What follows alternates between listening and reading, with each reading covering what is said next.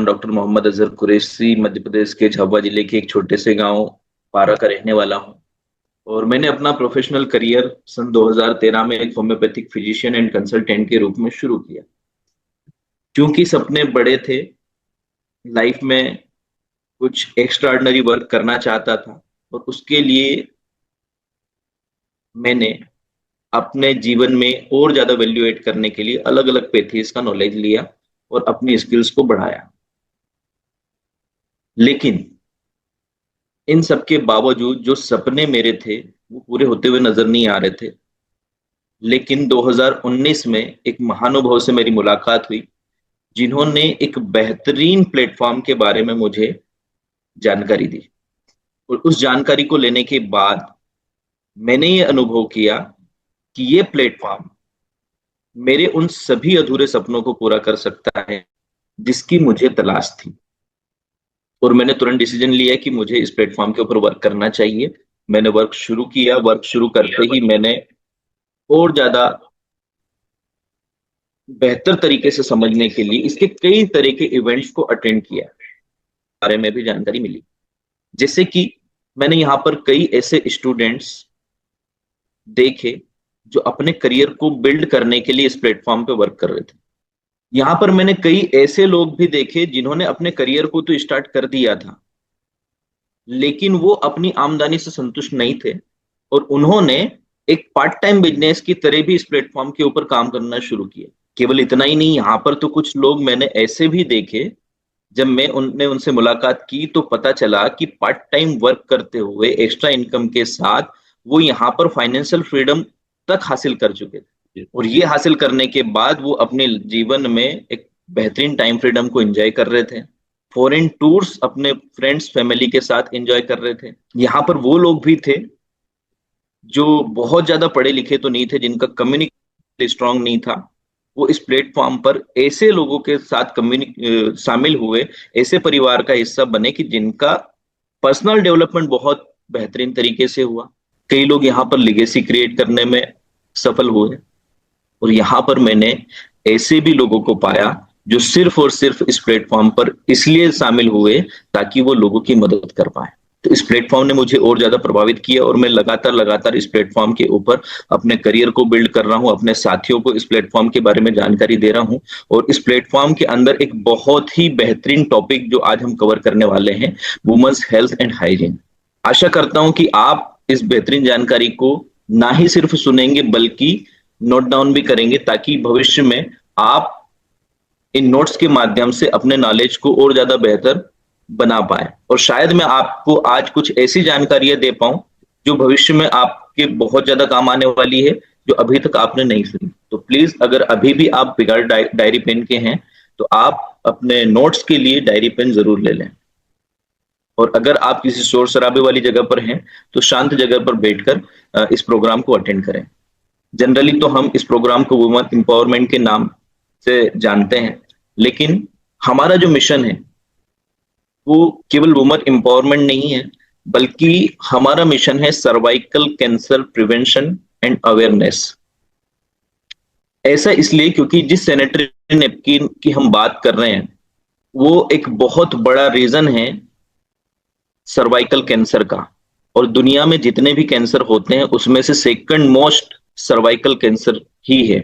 महिलाओं के अंदर जितनी भी समस्याएं होती है, ऑलमोस्ट वो अपने हस्बैंड को या अपने पिताजी से कहती है कि मुझे ये समस्या हो रही है। उसका समाधान क्या है कि परिवार की किसी महिला को कोई भी स्वास्थ्य से संबंधित या महिलाओं से संबंधित जितनी भी समस्याएं होती, जिसका आगे हम लोग जिक्र करेंगे, उस समस्या का समाधान क्या है। यस यस यस मैम, मैं आपसे जानना चाह रहा था कि जब भी कोई स्वास्थ्य समस्याएं किसी महिला को आती है तो उसका समाधान किस तरह से करती हो। सर, समाधान मोस्टली देखा गया है कि फीमेल्स इन चीजों को शेयर नहीं करती हैं, बोलती नहीं है, तो उन समस्याओं को धीरे धीरे अंदर ही अपने बढ़ाते रहते हैं, उनको ध्यान नहीं देती हैं। वो नॉर्मली देखा गया है कि अगर कुछ भी प्रॉब्लम है तो थोड़ा सा अगर ज्यादा पैनिक हो गया तो उन्होंने कुछ मार्केट से टेबलेट मंगा ली और उसको खा लिया, या अगर और भी ज्यादा कोई समस्या है तो ऐसे ही अपने आप को मैनेज करती रहती हैं। लेकिन जब ज्यादा बढ़ जाती है तब डॉक्टर्स का फिर हमें सहारा लेना पड़ता है। एग्जैक्टली, कोई थैंक यू ऐ- so much ma'am. Thank you so जी। मच, मेरे सवाल तक आप पहुंचे। क्योंकि जितनी भी महिलाएं हैं, सबसे पहले तो अपनी इन समस्याओं को वो छुपाती है, शर्म के कारण दबाती है, और बाद में आखिरी रास्ता उसके पास होता है कि किसी महिला कंसल्टेंट से वो मुलाकात करे। ओके, थैंक यू जी मैम। सर। तो थैंक मेरा यू सर। सवाल यही था कि ये जो समस्या है, इनके समाधान के लिए हमारे पास सिर्फ एक रास्ता होता है, महिला स्वास्थ्य अधिकारी, जिसके माध्यम से हम उसको अपनी बातें शेयर कर पाए, क्योंकि कोई भी महिला किसी अन्य पुरुष के पास जाकर अपनी बातें नहीं रखेगी। यहां तक कि वो अपने हस्बैंड से भी इस तरह की समस्याओं को छुपाती है, ऐसी कई महिलाएं। जी। और इसी समस्या का परिणाम होता है कि आगे चलकर गंभीर समस्याओं से वो घिर जाती है। अब समाधान क्या है? समाधान के ऊपर भी हम लोग बात करते हैं। समाधान ये है कि जागरूकता हो, जानकारी हो। अब ये जो महिलाओं की गंभीर समस्या है, इससे हम बचने का प्रयास इसलिए नहीं करते क्योंकि इसकी गंभीरता के बारे में हमें पता नहीं। अब सवाल ये है कि हम जागरूक कैसे हों। तो सबसे पहले हमें यह पता करना होगा कि हमारी समस्याएं क्या क्या हैं। तो महिलाओं में जो कॉमनली प्रॉब्लम होती है बहुत ज्यादा, उसके बारे में मैं थोड़ा सा जिक्र कर देता हूं। सबसे ज्यादा जो है बैक्टीरियल इन्फेक्शन हो जाता है वेजाइना में। आपके अंदरूनी हिस्से के अंदर एक गंभीर समस्या होती है। इसके कारण कई बार रेशेस देखने को मिलते हैं कि उस पर्टिकुलर पार्ट के अंदर कुछ दाग धब्बे हो जाते हैं, दांत खाज खुजली हो जाती है, कई बार मस्से बन जाते हैं। और कई बार ये इन्फेक्शन इतना बढ़ जाता है कि बच्चेदानी के अंदर तक इन्फेक्शन पहुंचने के साथ साथ वहां पर छाले हो जाते हैं, अल्सर पैदा हो जाते हैं, जो कि एक स्मेली मतलब बदबूदार और चिपचिपा पदार्थ वहां से रिसता हुआ नजर आता है, जिसको हम व्हाइट डिस्चार्ज या येलो डिस्चार्ज के रूप में जानते हैं। एंडोमेट्रियम की लेयर होती है, जिससे कि महीना जब आता है वो टूट के निकलती है, उसके अंदर स्वेलिंग आ जाती है, जिसकी वजह से कई बार बहुत हेवी पीरियड्स आते हैं। ब्लीडिंग जब होती है तो बहुत ज्यादा अमाउंट में होती है। ब्लीडिंग होते समय बहुत दर्द होता है, कमर में दर्द होता है, पेट में दर्द होता है, और ये दर्द नाभि के ऊपर महसूस होता है। वेजाइना का दर्द रेफर्ड पेन होता है, जो कि नाभि के आपको महसूस होता है। एक्चुअली वो पेन होता है वेजाइना का। कई बार ये समस्याएं बढ़ते हुए यूटेरस या ओवेरी के अंदर एक गठान सी बना लेती है, जिसको सिस्ट के रूप में जाना जाता है। आगे चल के यही सिस्ट फाइब्रॉइड में कन्वर्ट होता है। यही सिस्ट फाइब्रॉइड से फिर कैंसर की गठान के रूप में पनपता जाता है। इसके अलावा कई महिलाएं इन समस्याओं से घिरते घिरते शारीरिक कमजोरी महसूस करती है, हाथ पैर दर्द, कमर दर्द, है ना, सिर दर्द, इन समस्याओं से घिर जाती है। कुछ महिलाएं ऐसी होती जिनको लंबे समय तक पीरियड आता हार्मोन इम्बेलेंस की वजह से, 10 दिन 15 दिन तक ब्लीडिंग हो रही है। कुछ महिलाएं ऐसी है जो खून की कमी का शिकार हो जाती है और 1 दिन या 2 दिन ही पीरियड आता है, माहवारी आती है। ऐसी कई सारी समस्याएं हैं जिसके करके महिलाएं अपने जीवन में बहुत अनईजी फील करती है।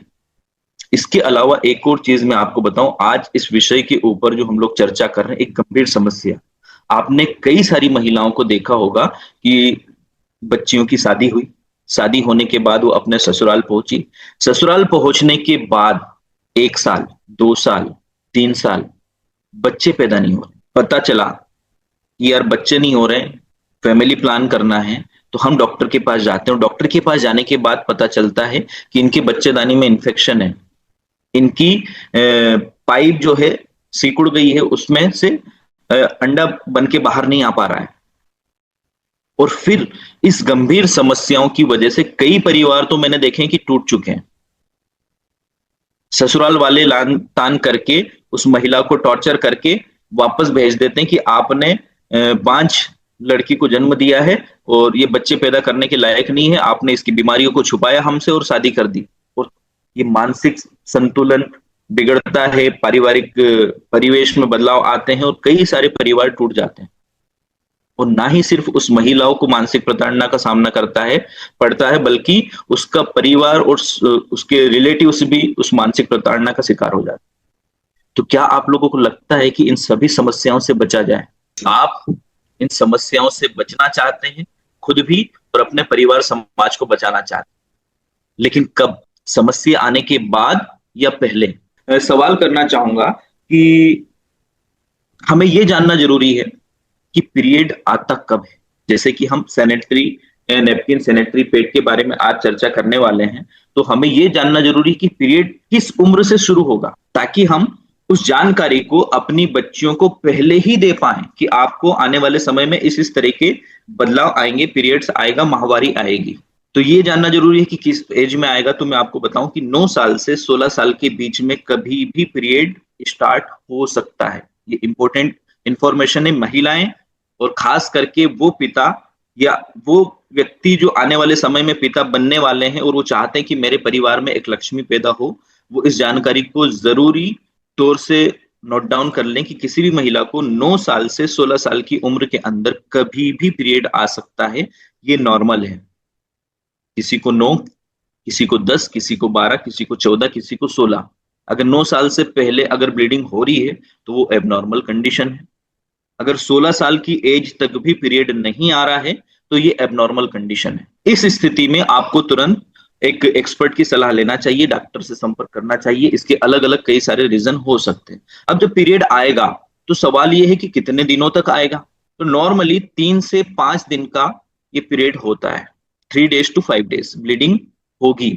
माहवारी के दौरान आपकी शरीर से ब्लड का रिसाव होगा, खून का रिसाव होगा, ये नॉर्मल है। अब ये इससे ज्यादा लंबे समय तक आ रहा है, 7 दिनों तक, 8 दिनों तक, 10 दिनों तक अगर ब्लीडिंग हो रही है तो ये एबनॉर्मल है। 3 दिनों से कम समय के लिए ही आपका पीरियड आ रहा है तो ये भी एबनॉर्मल है। यानी कि महिलाएं खुद इस बात का पता लगा सकती है कि मेरे शरीर में कुछ ना कुछ स्वास्थ्य समस्याएं जुड़ी है। अगर पीरियड कम आ रहा है या ज्यादा आ रहा है, उसे किसी एक्सपर्ट के पास जाने की जरूरत नहीं है।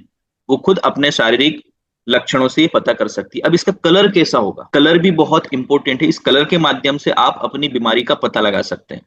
जैसे कि बहुत डार्क ब्लड आ रहा है तो एबनॉर्मल है, बहुत लाइट कलर आ रहा है तो एबनॉर्मल है। ब्लीडिंग का कलर कैसा होना चाहिए? जैसे अगर अभी मैं अपनी नस को काटूं और जो ब्राइट रेड ब्लड निकलेगा, ऐसा ताजा खून की ब्लीडिंग होना चाहिए, फ्रेश ब्लड निकलना चाहिए। क्योंकि हकीकत में ये जो ब्लीडिंग होती है, आपके शरीर के कुछ हिस्सों में ताजा नसें टूटती है और ये खराब खून बाहर निकलता है। अगर आपके ब्लड का कलर इन अपने नेचुरल कलर से अलग है, बहुत ज्यादा काला है, उसके अंदर कुछ दूधियापन है, तो वो एबनॉर्मल है, वो बीमारी के लक्षण है। ये आपको खुद पहचानना है, या आप अपनी बच्चियों को या अपनी वाइफ को या अपनी माता को इस बारे में जानकारी दीजिए। अगर इस तरह की समस्या है तो वो पहचाने। आगे इसके समाधान के बारे में भी हम चर्चा करेंगे। इसके बाद आगे और हम लोग चलें कि इन 24 घंटे के अंदर ये 3 दिन या 5 दिन ब्लीडिंग होगी तो कितना ब्लड आपके शरीर से बाहर निकलेगा। तो नॉर्मल रेंज आप लिख लीजिए 30 to 50 ml ब्लड हर महिला के शरीर से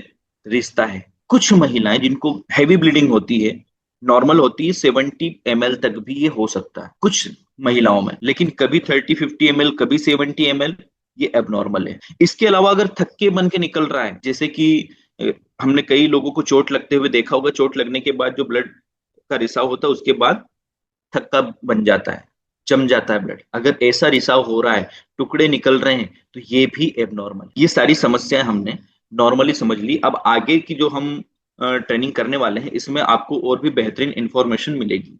अब एक खास चीज मैं आपको बताऊं कि इन सभी समस्याओं का हम जिक्र क्यों कर रहे हैं, क्योंकि इंडिया के अंदर 3 में से 1 महिला सर्वाइकल कैंसर, सर्विक्स कैंसर की वजह से परेशान है, और हर 7 मिनट में 1 महिला सर्वाइकल कैंसर की वजह से मौत का शिकार बनती है। 3 में से 1 महिला सर्वाइकल कैंसर का शिकार है। बच्चेदानी का कैंसर होता है, इस तरह की गठाने बन जाती है बच्चेदानी के अंदर, ओवरीज के अंदर। यही सर्वाइकल कैंसर का कारण है। सर्विक्स कैंसर, हाँ एग्जैक्टली, सॉरी, सर्विक्स कैंसर। इतनी गंभीर गठानों को शरीर से बाहर निकालने का एकमात्र रास्ता होता है ऑपरेट करना। शामिल हो जाते हैं।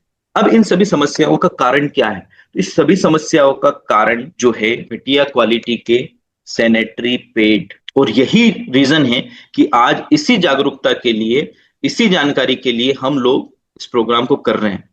अब घटिया क्वालिटी से क्या मतलब है, इसको हम थोड़ा सा समझ लेते हैं कि वो पैड जिसके अंदर डायोक्सिन नाम का एक जहर मिला हो, ऐसा सैनिटरी नैपकिन, ऐसे पैड जिसमें डायोक्सिन नाम का जहर मिला हो। अब आप सोच रहे होंगे सर ये डायोक्सिन क्या है? तो डायोक्सिन क्या है? एक कैंसर पैदा करने वाला कारक है, एक ऐसा पदार्थ जिसके कारण कैंसर पैदा होता है। 1997 में international agency for cancer research उसने इस बात को पब्लिश किया कि ये जो डायोक्सिन है ये फर्स्ट ग्रुप के अंदर, ग्रुप ए में ह्यूमन कार्सिनोजन की कैटेगरी में आता है, यानी कि मानव शरीर के अंदर कैंसर पैदा करने वाले कारक जो हैं उसमें से एक ग्रुप बना हुआ है जो सबसे ज्यादा कैंसर के लिए रिस्पॉन्सिबल है। उस कैटेगरी में इस डायोक्सिन को रखा गया है। और भी कई सारी एजेंसी है जिन्होंने इस डायोक्सिन के बारे में बताया है। और ये कितना खतरनाक है डायोक्सिन, तो साइनाइड का नाम आपने सुना होगा, साइनाइड पॉइजन का। अभी तक दुनिया में टेस्ट भी नहीं बता पाया, जबान पे टच किया और डेथ। इस खतरनाक पॉइजन से भी 130 गुना ज्यादा जहरीला ये डायोक्सिन होता है। ये डायोक्सिन जो है ये यूज किया नहीं जाता, बाय डिफॉल्ट यूज हो जाता है। ओके इसे मैं थोड़ा सा इसको और एक्सप्लेन करूं। पहले तो मैंने बताया कि ये साइनाइड से 130 गुना ज्यादा जहरीला है। आर्सेनिक पॉइजन होता है उससे 900 गुना ज्यादा पॉइजनस होता है। अब ये बनता कैसे है, ये कैसे पेट के अंदर आता है, कैसे शामिल होता है, इसके बारे में हम लोग चर्चा करते हैं। एक्चुअली होता है कि आपने कई लोगों को देखा होगा जो गली शहरों में घूमते हैं और पन्नियां जो पड़ी होती है सड़कों पर, वेफर्स वगैरह बिस्किट्स हम लोग खा के फेंक देते हैं। कई बार पैकिंग वाले प्लास्टिक मटेरियल्स को हम फेंक देते हैं। कई लोग उसको बीनते हैं और अपने थैली में इकट्ठा करके और स्क्रैप के रूप में उसे सेल करते हैं, भंगार के रूप में। ये सारे मटेरियल कहाँ यूज होते हैं? इन मटेरियल्स का इस्तेमाल होता है उनको रिसाइकलिंग करने में। भी प्लास्टिक की पन्नियां वगैरह हम लोग इस्तेमाल करते हैं, इन सभी को कचरा बीनने वाले लोग उठाते हैं, सफाई करते हैं और भंगार वाले को, स्क्रैप वाले को ले जाकर बेच देते हैं। ये स्क्रैप वाले उन बड़ी कंपनीज को जो इस इंडस्ट्री के अंदर काम कर रही उन्हें ले जाकर बेच देते हैं। अब वो इंडस्ट्री क्या करती है, इनको फिल्टर करती है, इनकी सफाई करती है, उसकी गंदगी को साफ करती है, जिसको हम बोलते हैं ब्लीचिंग की प्रोसेस से गुजारती है। और इसमें कुछ केमिकल इस्तेमाल होते हैं, फ्लोरसेंट वगैरह, क्लोरीन वगैरह सॉफ्टनर्स के माध्यम से इस प्लास्टिक की गंदगी को साफ किया जाता है, उसको चमकाया जाता है, सफेद बनाया जाता है, उसकी व्हाइटनेस को निखारा जाता है। और इसी दौरान ये डायोक्सिन नाम का केमिकल तैयार हो जाता है। यानी कि एक्चुअली ये जो डायोक्सिन है ये मिलाया नहीं जा रहा, वो जो प्रोसेस है उसमें ये बाय डिफॉल्ट नेचुरली तैयार हो जाता है। और उसी प्लास्टिक का इस्तेमाल आपके डायपर्स और इन सैनिटरी नेपकिन्स के अंदर मोस्टली किया जाता है। ये डायोक्सिन मटेरियल से अगर आपका सैनिटरी नेपकिन तैयार किया गया है तो मैं आपको बताऊं कि नॉर्मली किसी महिला को जब पीरियड आना शुरू होता है और जब बंद होता है लगभग 35 साल तक वो पीरियड से गुजरती है। और इन 35 सालों के अंदर कम से कम 15,000 सैनिटरी पैड वो यूज करेंगी। अब 15,000 बार वो अगर पैड इस क्वालिटी का यूज कर रही है जो इस घटिया मटेरियल से बना हुआ है जिसमें डायोक्सिन शामिल है, यानी कि 15,000 बार वो डायोक्सिन के कांटेक्ट में आने वाली। सोचिए कि एक तवा या एक पतीला जो झूले पे गर्म है उसको पकड़ने में हम इतना डरते हैं, जिससे मामूली सा एक छाला होगा जो 2-4 दिन में वापस नॉर्मल भी हो जाएगा बिना ट्रीटमेंट के। लेकिन ऐसी खतरनाक बीमारी जो आपके शरीर में कैंसर को पैदा कर दे, एक ऐसा खतरनाक मटेरियल जो कैंसर को पैदा कर दे, उससे बचाव का हमारे पास कोई उपाय, कोई रास्ता नहीं, उसके प्रति हमारी जागरूकता नहीं है। उस डायोक्सिन के बारे में आपको इंफॉर्मेशन दे पाए कि अब यदि आपके परिवार की किसी महिला या आपको इस सैनिटरी नैपकिन का इस्तेमाल करना है तो सर्वप्रथम आप ये चेक कर ले कि कहीं मैं ऐसा पैड तो इस्तेमाल नहीं कर रही हूं या करवा रहा हूं अपने परिवार को जिसके अंदर डायोक्सिन जैसा कार्सिनोजन, कैंसर पैदा करने वाला पदार्थ मौजूद है।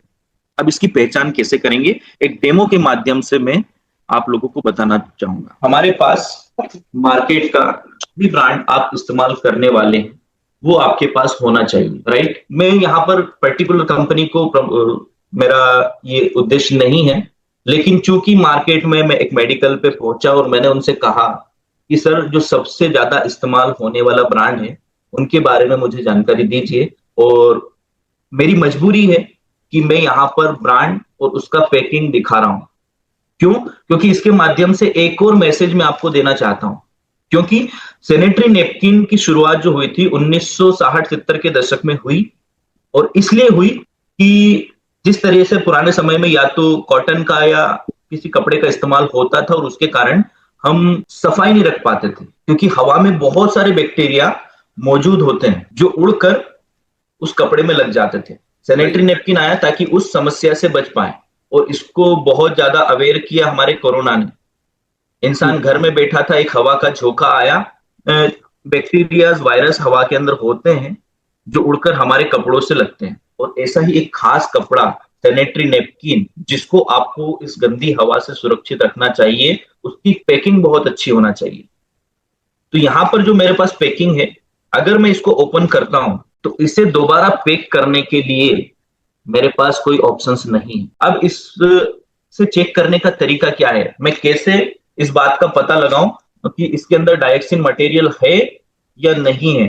तो इसके लिए हम लोग क्या करते हैं, सबसे पहले इस पेड़ की ऊपरी लेयर को निकाल लेते हैं। सबसे ऊपरी लेयर जो हमारे शरीर के संपर्क में हो, टॉप मोस्ट लेयर को हम लोग बाहर कर लेते हैं। अब एक्चुअली जब पीरियड आता है तो हमारा मकसद ये होता है कि पीरियड के दौरान हम लोग ये समझ पाए कि ये जो टॉप मोस्ट लेयर है ये कॉटन की है, प्लास्टिक नहीं हो, क्योंकि हमारा मकसद है उस ब्लड को सोखना। प्लास्टिक कभी किसी चीज को सोखता नहीं। लेकिन चलिए आपने लगा दिया प्लास्टिक, नो डाउट, लेकिन क्या ये हमारे लिए नुकसानदायक है, इसको हम लोग चेक करेंगे। तो इसके लिए मैं एक ट्रे ले लेता हूं और इसमें मैं पानी डाल देता। अब मैंने पास उस पर्टिकुलर पेट की, आप किसी भी ब्रांड का यूज करते हैं, उसको टॉप लेयर को निकाल लेना है। निकालने के बाद अब मैं इसे जलाने वाला हूं। इस पर्टिकुलर पार्ट को सर मैं जला रहा हूं।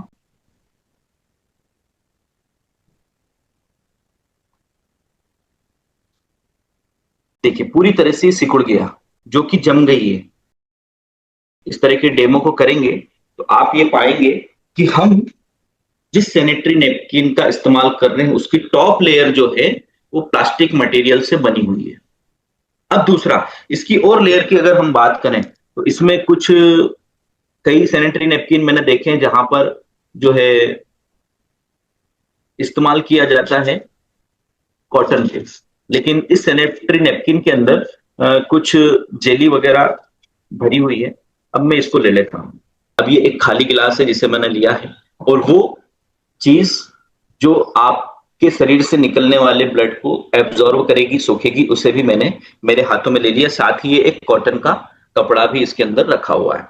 अब मैं क्या कर रहा हूं, मेरे पास एक सिरिंज है जिसका 60 ml कैपेसिटी है।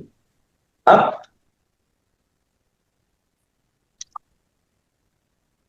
जैसा कि मैंने बताया कि ऑलमोस्ट 30 to 50 ml ब्लीडिंग आपको होने वाली है। तो मैं क्या कर रहा हूं, ये जो लेयर है इसको और साथ ही साथ इस कॉटन के कपड़े को भी मैं इसके अंदर डाल देता हूं, और आपके सामने ही मैं भर रहा हूं इस सिरिंज के अंदर 30 ml पानी। इस 30 ml पानी को मैं इसके अंदर डाल देता हूं। जैसे ये 30 ml पानी मैंने इसके अंदर डाला, अब इसका काम क्या है कि इसे एब्जॉर्व करना, इसे सोखना। अब ऐसा करके हम पेड़ की कैपेसिटी के बारे में पता लगा देंगे। अच्छा, पेट की कैपेसिटी के बारे में पता क्यों लगाना है, आपने कई सारी ऐसी महिलाएं देखी होंगी, आपके घर में बच्चियां होंगी, स्टूडेंट होंगी जो स्कूल जा रही है, कॉलेज जा रही, कई वर्कर्स होंगी जॉब में, जो अपनी जॉब के लिए फील्ड पर जाती हैं या ऑफिस जाती हैं। पीरियड के दौरान उनका एक बड़ा चैलेंज होता है कि सैनिटरी पैड को चेंज करना। चूंकि 30 to 50 ml ब्लीडिंग होगी, तो क्या आपके पेट की कैपेसिटी इतनी है कि उतने ब्लड को वो एब्जॉर्व कर पाए? अगर नहीं है तो स्वाभाविक सी बात है लीकेज की प्रॉब्लम होगी, और लीकेज हुआ तो महिला को बहुत ज्यादा अनईजी फील होगा, या जब वो ओवरलोड हुआ तब भी बहुत ज्यादा अनईजी फील करेंगी। अगर गीली अंडरवेयर हम पहन ले या गीला कपड़ा पहन ले शरीर पर तो कितना अनईजी फील होता है, तो हम लोग प्रॉब्लम में आ जाएंगे। तो इसलिए हमें पेट की कैपेसिटी चेक करना बहुत ज्यादा जरूरी है। अब जैसा कि आपने देखा कि मैंने इसके अंदर 30 ml डाला था। अब 30 ml आपको दिख रहा है ना, जैसे ही मैं इसको ग्लास को उल्टा कर रहा हूं, इसमें से कुछ बूंदे पानी की टपकना शुरू हो गई जी, राइट। इसको निचोड़ दूं तो कई सारा पानी इसमें से बाहर हो जाएगा, यानी कि नॉर्मली जो ब्लीडिंग होती है 30 to 50 ml, उसे भी एब्जॉर्व करने की क्षमता इसके अंदर नहीं है। यानी कि अभी ये मेरी जो मेन रिक्वायरमेंट है उसको ही पूरा नहीं कर रहा, तो मैं ये किस चीज का जेल है उसकी तरफ बढ़ने की कोशिश नहीं। तो आइए चलते हैं इसके समाधान क्या है। समाधान के लिए हमारी कंपनी ने एक बेहतरीन प्रोडक्ट आपके लिए लॉन्च किया जो आपको इन सभी गंभीर समस्याओं से बचने में मदद करेगा। हाँ दोस्तों, मैं बता रहा हूं कि ये सिर्फ एक सैनिटरी नैपकिन नहीं है, बल्कि पीरियड के दौरान होने वाले आपके पेट दर्द का भी समाधान, आपकी लो एनर्जी लेवल का भी समाधान है। इसलिए हम इसको थोड़ा सा गंभीरता से समझते हैं। पहले हम इसकी ओपनिंग देखते हैं कि इसे किस तरीके से ओपन किया जाता है। तो यहां पर एक ओपन स्पेस करने के लिए दिया है, इसको फाड़ने की जरूरत नहीं है। जैसे ही आपने इसको ओपन किया, इसके अंदर 10 पेड़ आपको नजर आएंगे, और ये 10 पेड़ के अंदर 6 पेड़ तो दिन के इस्तेमाल के लिए है और 4 पेड़ जो है नाइट के इस्तेमाल के लिए। दिन का जो पेड़ है उसके अंदर उसकी साइज जो है छोटी है, 280 mm उसका साइज है, और नाइट का यूज करने के लिए जो पेड़ है उसका बड़ा साइज है, उसकी साइज जो है 320 mm। और साथ ही साथ इसको पेड़ निकालने के बाद हम वापस पैक भी कर सकते हैं। एयर टाइट पैकिंग दोबारा हो गई। पैकिंग का इंपॉर्टेंस, अब इसके अंदर हवा दोबारा नहीं जा सकती, जिससे कि सैनिटरी पैड के अंदर इंफेक्शन के जाने के चांसेस खत्म हो गए। दूसरी तरफ जैसे ही मैंने इसे ओपन किया, अब हम इसको और देखते हैं। मैंने आपको साइज का जिक्र किया। साइज का जिक्र इसलिए इंपॉर्टेंट था क्योंकि रात के दौरान ज्यादा ब्लीडिंग होती है, हैवी ब्लीडिंग होती है, और हम अपने बिस्तर पर पलटते हैं।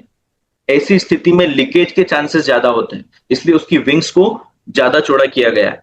हमारी कंपनी की वेबसाइट पे भी एक बेहतरीन वीडियो डाला है किसी डॉक्टर से कन्वर्सेशन करते हुए। मैं उन महानुभाव का नाम भूल रहा हूं, लेकिन उन्होंने भी इस बात का जिक्र किया है कि विंग्स बड़े होना चाहिए ताकि लीकेज की प्रॉब्लम ना हो। तो डे नाइट दोनों ही समय के लिए कंपनी ने एक बेहतरीन चॉइस हमारे लिए उपलब्ध करवाई।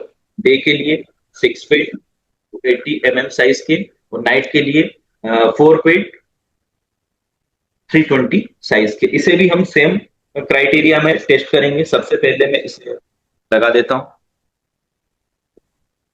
अच्छा, एक चीज मैं आपसे जिक्र करना भूल गया, जो मार्केट का ब्रांड हमने लिया था जो डास्ट लेयर है, ये भी ट्रांसफरेबल नहीं है। इससे हवा अंदर बाहर नहीं आ जा सकती, प्योर प्लास्टिक है। और मैंने जिस मेडिकल से इसको परचेस किया है, उन्होंने भी मुझे बताया कि सर ये सबसे ज्यादा बिकने वाला प्रोडक्ट है, महिलाएं इसे ही सबसे ज्यादा पसंद करती है।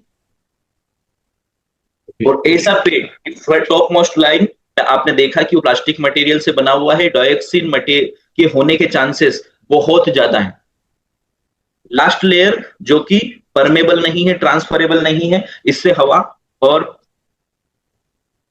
अंदर नहीं आ सकती। अब मैं हमारी कंपनी का बेहतरीन ड्यू गार्डन फ्लाई इसे आपको दिखाने का प्रयास करूंगा। सेम क्राइटेरिया यहां पर भी मैं वही अपनाऊंगा। इसकी टॉप मोस्ट लेयर को मैं सबसे पहले बाहर निकालता हूं। 8 लेयर के अंदर इसे तैयार किया गया है, और साथ ही साथ इसके अंदर एक बेहतरीन एनायन ग्राफिन चिप लगी हुई है जो कि बहुत ज्यादा मददगार है।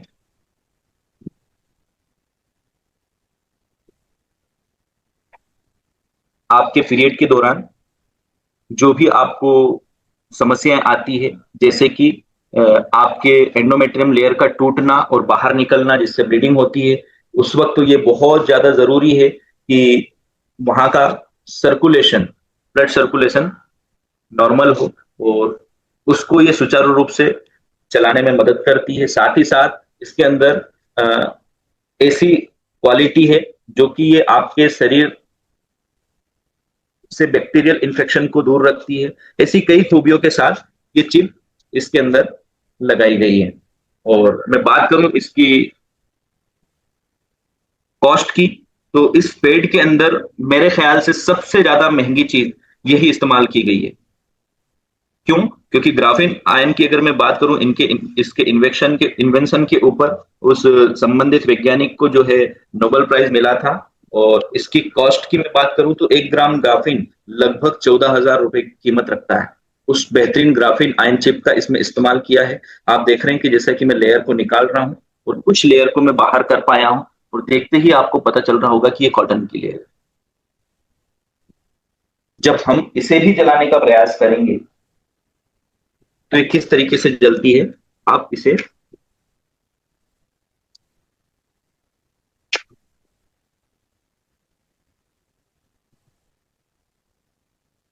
ये बिल्कुल कपड़े की तरह जल के और पानी में गिर जाएगी।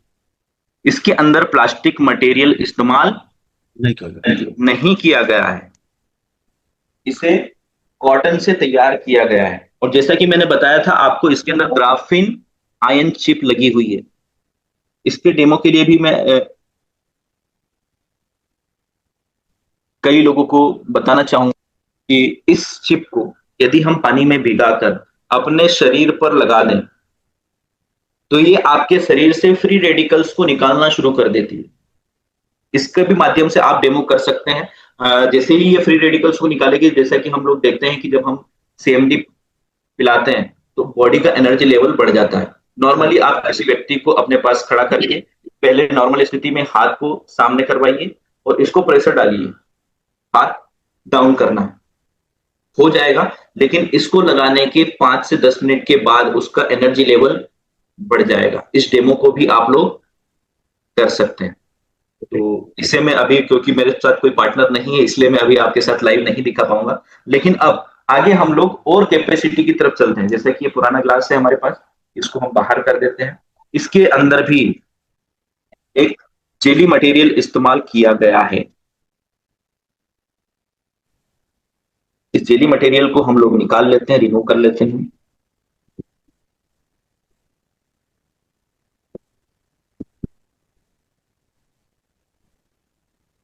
शायद ये बहुत ज्यादा स्टिकी पेड़ हो गया मेरे चूज करने में, तो इसे निकालना थोड़ा सा मुश्किल हो रहा है मेरे लिए। ऑलमोस्ट मैं इसे निकाल सकता हूं। इसके अंदर नॉर्मली आप देखेंगे तो कुछ कॉटन की लेयर्स, एक पेपर लेयर है, और उसके साथ इसे हम लोग इस्तेमाल करने वाले हैं। अभी जैसा कि मैंने पिछले बार आपको बताया था कि मैंने लगभग 30 ml लिया था, लेकिन इस बार मैं 30 ml लेने वाला नहीं हूं, मैं पूरा 60 ml लेने वाला हूं। क्योंकि जैसा कि मैंने बताया था कि अगर किसी महिला को हैवी ब्लीडिंग हो रही है तो 70 ml तक भी ब्लड रिलीज हो सकता है। और मैं यहां तक भी नहीं रुकूंगा, लगभग 30 ml और ले लेता हूं, सॉरी मैं ले लेता हूं 40 ml।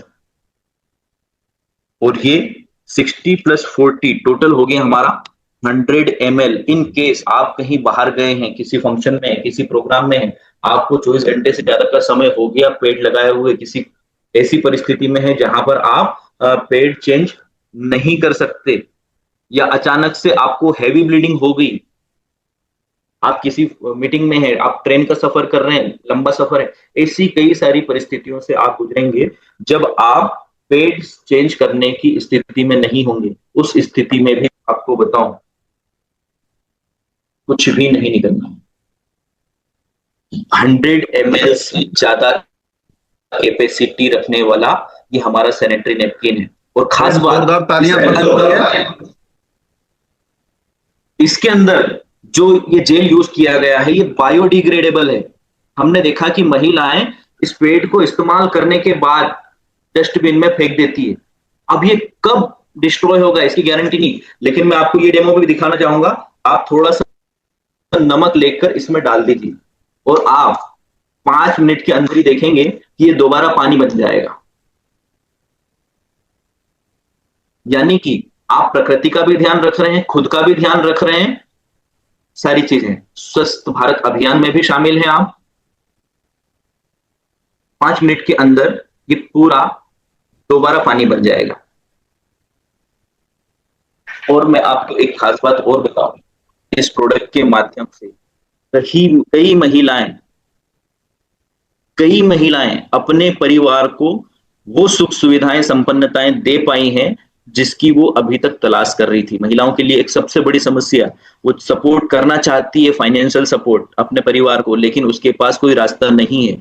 आप अपने घर में बैठकर ही अपने पड़ोसियों को, दोस्तों को, सहेलियों को ऑन कॉल स्पेस की इंफॉर्मेशन देकर भी ये बेहतरीन काम को अंजाम दे सकते हैं, लेकर जा रही हैं। तो थैंक यू सो मच।